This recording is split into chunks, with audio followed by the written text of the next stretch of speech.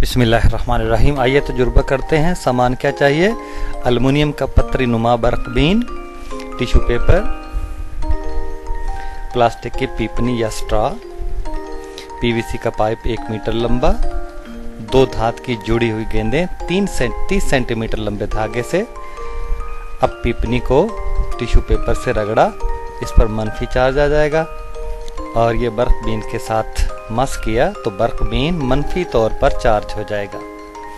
अब प्लास्टिक के पीवीसी के पाइप को जोर से टिश्यू पेपर से रगड़ा, इस पर भी मनफी चार्ज आ जाएगा।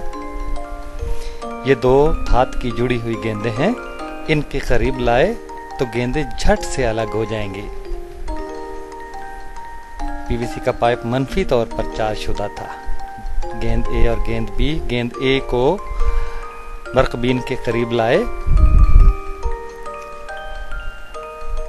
तो एल्युमिनियम की पतरी यूं ही करीब लाएंगे साथ जुड़ जाएगी। इसका मतलब यह है कि गेंद ए मुस्बत तौर पर चार्ज शुदा है।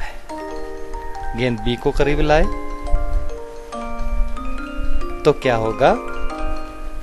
बर्क बीन की ये पतरी दूर हट जाएगी।